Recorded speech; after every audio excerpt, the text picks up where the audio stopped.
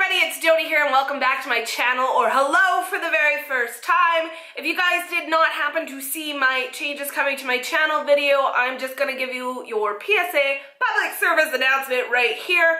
I've decided now to be less filtered, less edited, and less patched together in my videos.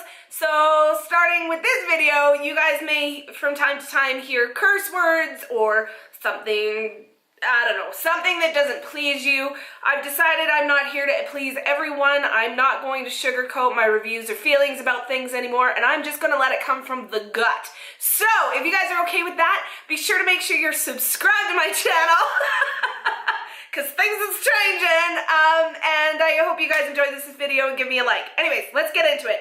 Today, I'm here to talk to you guys about the Benefit Boiing concealers. I just kind of love the name of anything that's got a weird name on it. I kind of love, and Boiing concealers, I bought a pack of all 4 of them because I wanted to try them out and I was not brave enough to buy a full-size one. So we've got the Hydrating Concealer, the Brightening Concealer, the Airbrush Concealer, and the Industrial Strength Concealer. So we're going to go through these one by one. I'm going to tell you if I like them, didn't like them, who I think they're good for, what their pros and cons are, and we'll go from there. So we are going to start with this bad boy right here. This is the Boiing Hydrating Concealer. I like the little package on it. Now I'm going to show you guys this nice and up close. Just so you guys know, I got color number 1 in all of these. I got a pack of color number 1. So I am hoping it's going to show up. So you guys will see there is a concealer core in the middle, and then there is sort of this clear balm on the outside. I thought this was a really neat idea. Just gonna put some, on the back of this hand. So there it is there. Now you guys are gonna see, I mean, it looks like a concealer. What can you say about it? I'm gonna show you putting it on. It's really slippy, slidey. Like it slides all over, which makes it really freaking awkward when you're trying to put it underneath your eye. I'm gonna show you guys here too, is that it's been on for a minute and it's just not quite, it's not quite setting down. I'm also gonna hold my hand up real close. You guys can actually see my skin tone right through that concealer. So for me personally, like I have really dark bags. Well, I have bags under my eyes too, but we're not talking about those. I have really dark circles under my eyes. So something this see-through did not quite cut it for me. Also, the fact that like it's still here and it still just slips around, leaves kind of, I guess that it's hydrating, it leaves like sort of a hydrating feeling on the skin. Now the nice thing about it is that sort of slippy hydration does dissipate or soak into your skin, and you're left with a concealer that looks like that. Now the problem with that is with my aged, we'll call it aged eyes, the dark circles, and the fact that I do have fine lines under there, this just ends up looking like a hot mess. It doesn't give me enough coverage. It sinks into those fine lines and like sort of accentuates them. If I move my eyes at all during the soak-in drying process, which is gonna happen, like I mean you gotta blink and stuff, I end up not only getting sinking into my fine lines, I also get creases. So creases are sort of where it builds up, where there isn't naturally a wrinkle. It's sort of like when you scrunch up your eyes and it creates that line, but when you're sitting in resting face, it's not there. So this for me is just a no-go. Who do I think it's good for?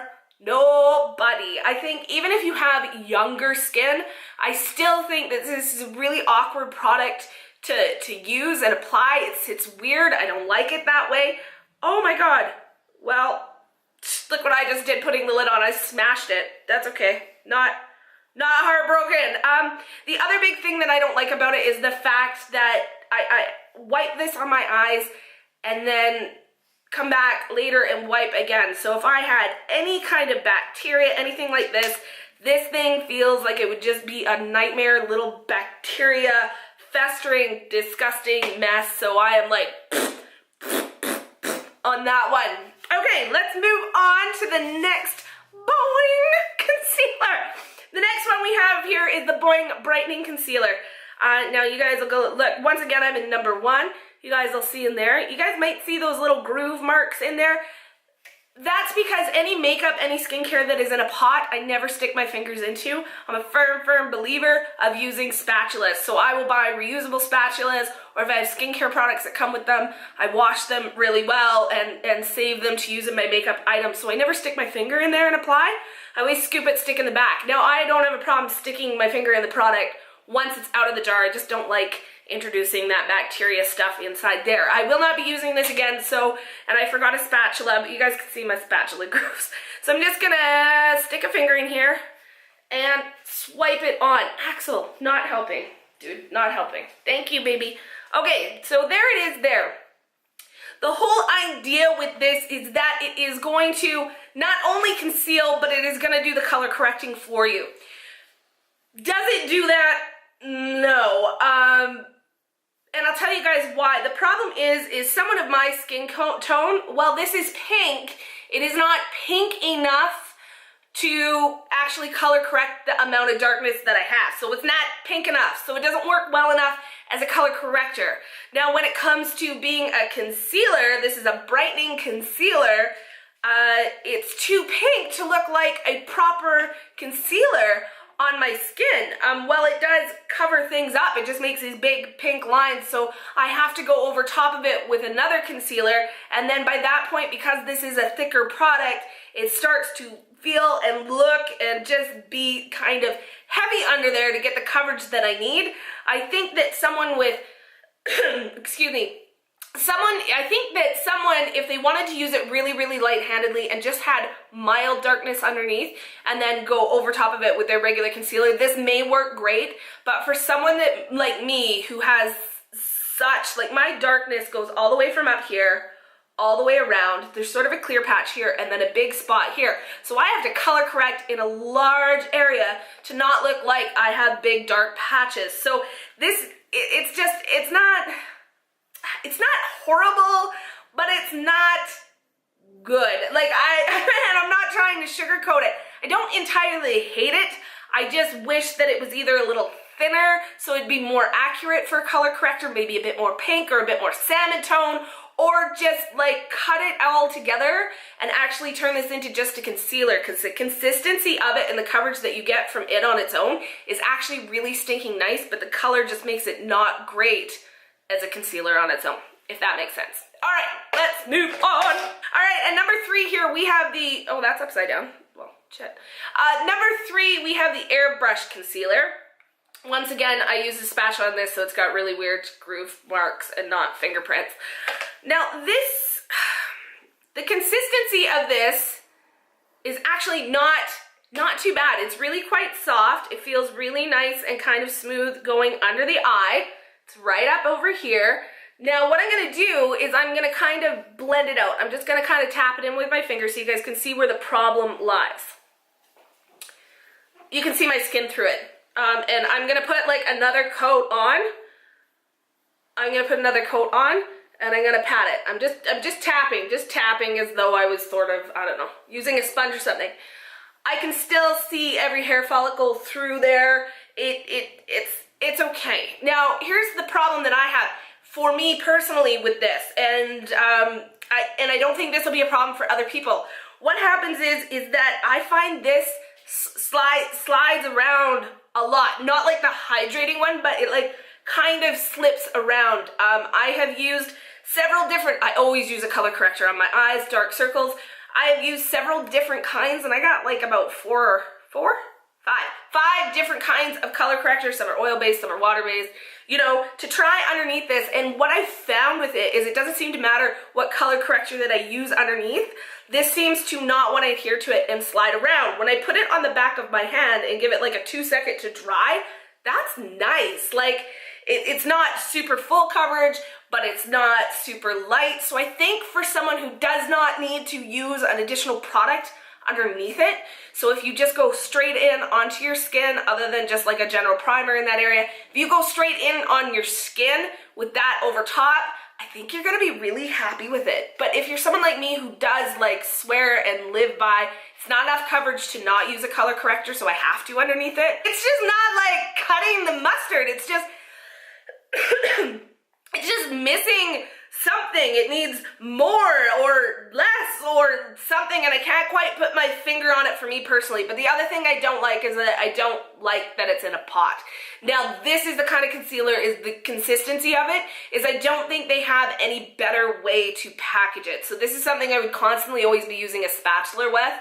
And probably, like, I got one of those glass makeup palettes, using something like that, or taking it out, putting it on the back of my hand, and then working in. The other thing that I found with this is if you're someone who's not comfortable using your fingers around the eyes, you probably won't like this. I played with it with brushes and sponges and all kinds of stuff, and I found that the best, most natural, just the better the better way of using it overall, and with the best results that I could get, was placing it with my finger and then blending it, tapping it out. The other big thing is if you are someone who uses concealer underneath your eyeballs, especially for brightening, this stuff, you don't want to take it too far down. You will get serious cake face with it. But this is great for blemishes. If you have a blemish that's not like so super crazy out of control, just a little something, something, you know, like, this is really, really nice for that, but they definitely need more shade ranges for it to be used that way. If they had more shade ranges of this, I would be buying it just for blemish control on its own. All right, and numero 4, the last one, we have the Boing Industrial Strength Concealer. Once again, all of these are number 1. You guys can see my spatula marks in there, digging it out. This, out of the 4 of them, is actually my favorite. Once again, it's like the airbrush. Axel, what are you doing?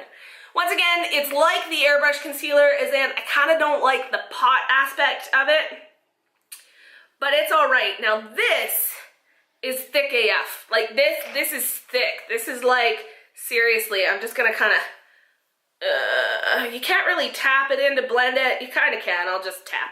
Tap, tap, tappity, tap, tap, tapioca. All right, so it's right down here. I really stinking like this stuff. It does settle into my fine lines, but I don't have a concealer that doesn't do that. It's really, really nice. That way, it's great. If you got a blemish that's like, you can see me from outer space, this sucker, like, you know everyone's focusing on Augustus up there. I don't know why I'm naming my imaginary Zed Augustus, but his name is Augustus, and people are staring at him, and he's having like eyeball serious conversations, Mr. Augustus the Zet, and the rest of the world, and you just want to shut his shit show down. Put that on there. That is awesome. I really like it for blemish coverage because it's lots of coverage. I am a medium coverage girl. Full coverage. I don't like the feeling of a kabuki mask. I'm too light a coverage because of the discoloration and stuff on my face. I don't quite feel like it's enough. So I am a diehard medium coverage person. I love medium coverage. And this, the only thing I will say is this is kabuki mask strong. You can apply a beauty blender and stuff to work it out, but unless you're using a foundation that is medium coverage or higher, you're not gonna like this because it's gonna be like this weird stand out spot. I used it with some of my light coverage foundations. God, have I been saying concealer the whole time? You guys know what I mean. I've been trying this with some of my light coverage foundations, and this will stick out like a sore thumb. But overall, I think out of the 4 of them, it's my favorite. Maybe, I don't know, it's kind of a tie between the industrial and the airbrush because I like this for when it's super bad and I like this when it's not terrible and just needs a little love, a little coverage. All right guys, well I need to get a scooting away because my battery's at 4% and she is about to die on me. She's just like flashing like it's end of days, that's it, they're done. It's cutting me off, it's told me to shut up, so I'm gonna listen to her. And do my outro. As always guys, you know the drillio. Please give me a thumbs up if you enjoyed this video. Don't forget to subscribe if you're not subscribed already. I know I talked to you guys a couple videos or a video back that I would possibly be doing Friday kind of conversational sort of videos, and I haven't decided if I'm going to do that in live chat or if I'm going to do a video and just respond to comments. So be sure to hit that notification bell just in case I decide to do that. But I will let you guys know what's going on before that happens. And as always guys, thank you so much for stopping by. I will see you all next time.